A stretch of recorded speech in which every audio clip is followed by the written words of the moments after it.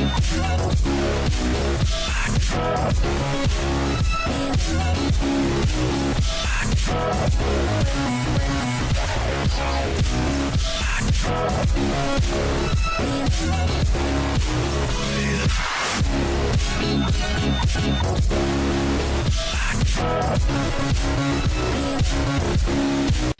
there and welcome to my first ever top 10 video, and like the title of the video says, I'll be looking at my personal top 10 PS1 games. So without any further delay, let's get the show on the road. Number 10. Micromaniacs. Only two words come into my mind when it comes to the concept of this game, and that is fucking brilliant. I mean, tiny people racing around different environments such as bedrooms, kitchens, gardens, labs and offices? How can you not like that idea?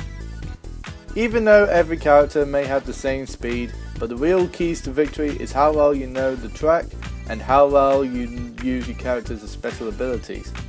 Single player is quite the challenge, but playing this game with friends makes it fun and challenging. The controls are great, graphics look good, and the music is well composed. Definitely worth picking up and playing in my opinion. Number 9. Tekken 3. In today's gaming world, there are so many fighting games out there like Mortal Kombat, Street Fighter, BlazBlue. Now don't get me wrong, these games are good in my book, but the one franchise that I consider to be the king of the fighting games, no pun intended, is the Tekken series. Tekken 3 was the first fighting game that I laid my eyes on, and I thought to myself, wow, that looks so cool.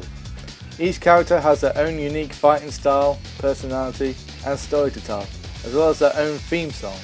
The music in this game is brilliant. The graphics look a lot better since the last game. The controls have also improved, making the game a more enjoyable experience for both players new and old to the series, and not to mention the variety of modes to choose from. In my opinion, the Tekken series is the king of the fighting games. No pun intended again. Number 8. ESPN Extreme Games. For many years, I only played the demo of this game, and whilst I did enjoy playing the demo, I was a little sad due to the fact that I wouldn't own the full game, until one day, I finally got my hands on the full game itself. Even though the game itself doesn't offer many levels, it still presents a challenge to the player, both single and multiplayer. You had the choice from using a street luge, rollerblades, skateboard and mountain bike, and they could all be upgraded whilst you earned money when racing. So the higher you're upgraded, the better chances of you coming in first place. And not to mention the satisfaction of punching and kicking the shit out of your competition, which makes the game even more fun to play. I'm so glad that I finally got the full game now, so that I can experience what else I've been missing after all these years, and so far I never looked back. Number 7. Hogs of War. At first, I wasn't interested in Hogs of War when it first came out, but after a few years, I decided to buy a copy of the game, and I've never looked back since. To me, the fact that the game is a 3D turn-based strategy game for the PlayStation 1 is quite impressive for its time, and the fact that the voice acting is done by none other than the late great Mick Mayle is another plus in my book. Each pig had a different set of weapons and tools depending on what role they were assigned as, such as Commando, Medic, Engineer and Spy. Single player is fairly long and quite the challenge, and the multiplayer is great when playing with friends. And in all fairness, this game might be better than Worms 3D, which came out 3 years after Hogs of War. Number 6. Grand Theft Auto. Grand Theft Auto. The one that started it all. Nobody in the world at that time could have predicted this game would evolve into a huge gaming juggernaut that it is today. I had tons of fun playing this game as a kid, and yes, I got this game when I was a kid. But back in the 90s, nobody could give a shit about the age rating on games. Now that I think about it, nobody still doesn't give a shit about age ratings on games these days. To be honest though, I didn't pay much attention to the missions that the game had, Don't get me wrong, the missions themselves aren't that bad, it's just that I was more focused on causing chaos and destruction wherever I went, destroying those who stood in my way, listening to the screams of my victims as I set them on fire, blowing up a shit ton of cars for the sake of points and amusement, going around the city in a motherfucking tank before accidentally setting myself on fire, or that wrong cop who just manages to get a lucky shot in. Shit! Number 5. Acro Soccer 2. Okay, I may piss off some people when I say this. I would rather play this game than the current FIFA games. Okay, now that I got that out of the way, I'll explain why I like this game. I like my football games to be simple. No pressing 3 different buttons to do a fancy trick, no stupid player stats, just pass, shoot and score. The AI in this game is pretty top notch, and the commentary, which is done by both Barry Davis and Trevor Brooking, is some of the best commentary I have ever heard in a football game. The motion capture, which was provided by Michael Owen, is very good. And you gotta give Gremlin Interactive credit for developing this kind of high caliber football game at the time, despite being a small British development team. It's quite the accomplishment. This game is such a huge improvement from the last game, from the graphics, to the sound, to the gameplay itself. Definitely worth playing every now and then. Number 4. Crash Bandicoot 2. When it comes to Crash Bandicoot 2, the first thing that pops up in my mind is what a huge improvement it's become since the last game. Improved graphics and gameplay, Crash has a few more moves, Dr. Cortex has a new voice actor voiced by Clancy Brown, and the biggest improvement of them all was that you can save your game at any time now, which to most Crash fans at the time was a big sigh of relief. With so many crystals, gems and secrets to get, this game would keep you entertained for a long time. And it's no surprise that when I go on to twitch.tv, I always find someone playing this game trying to set a new world record for fastest 100% playthrough of the game. And before I move on, there's something about that just seems wrong.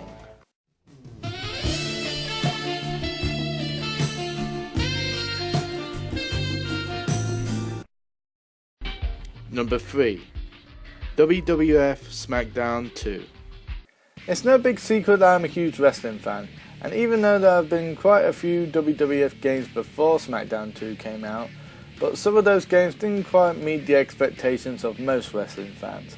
However, when WWF Smackdown 2 was released, it raised the bar with its innovative gameplay and set the standard for future WWE games.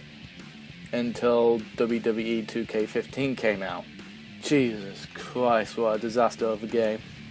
Anyway, this game offers tons of new moves, improved Create a Wrestler mode, season mode, secret characters to unlock, new match types such as Hell in a Cell, casket match and TLC. This game offers hours of fun and good times if playing with other wrestling fans. And that's the bottom line. Cause MrKillalot365's said so, bitch. Number 2. Poi Poi. I first set my eyes on Poi Poi in a library of all places, and the moment I started playing it, I was hooked. Now some of you are thinking, I've never seen this game before. Well, today it's a very rare game to have now, with sites like Amazon selling a copy for just $274.99, no bullshit. The name of the game is Survival.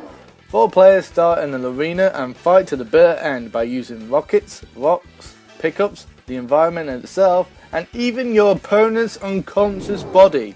Last person standing wins the round, but to truly win, you'll have to get the most points after 3 rounds. You come in first place, you move on to the next round. But if you come in last place, you'll be eliminated from the competition. With a large variety of characters and power-ups to choose from, you can probably understand why I love this game. Number 1. Team Buddies. Here it is, my favourite PS1 game of all time, Team Buddies. Like Poi Poi, it's a very rare game to have these days, so online shopping is your best bet. However, a new version of the game from Amazon will cost you a mind-blowing £399. But if you really want to have this game without spending £399 or selling your soul, you could try to make a time machine and go back to when this game first came out. But that might be impossible for now. Anyway, back to the game. This game is so good that it makes me happy in the pants, and it's not hard to see why. The very colourful look, the teams based on nationality similar to Hogs of War, the music, the gameplay, the cutscenes, the level designs, the huge amount of weapons and vehicles, the buddy types, the single player campaign, the multiplayer, the game types, and the quite funny voice acting. I love everything about this game. I have so many memories of the game from when I first got the game, to beating the single player campaign, and so much more. Even to this day, not only is it one of my favourite PS1 games, but it's also one of my favourite games of all time. For many years, fans like myself have been waiting and wanting a sequel to Team Buddies, and even with a couple of people attempting to make a sequel to the game, but to no success. Yet, we are still hopeful that one day a team of saviours will take on the challenge and give the masses what they need. Team Buddies 2. And there you go, ladies and gentlemen, my own top 10 PS1 games is done, and holy shit, this took a while to make. But I wouldn't be able to make this video without the help of these people who provided the footage for the video. So please go check out their channels and subscribe to them because they deserve it. So with that being said, here's a special thanks to the following people: Mikey the Machine Gaming, Underground Gaming HD, 10min Gaming, XX Great 114XX, Lockdown, Funky G, Igmatic Repos, Allsx Cool, Pavel Watch, Phonics Zone, AC Retro, and Mark Metcalf. Their channel links will be in the description, and again, please subscribe to them since they were nice enough to allow me to use their videos as footage. Again, thank you very much for watching. This video may not be perfect due to this being my first ever top 10 video, but hey, what can you do?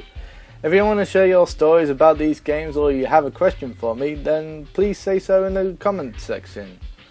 Please share this video with your friends if they like this kind of stuff. Also, like the video and check out my social media sites, which will also be in the description.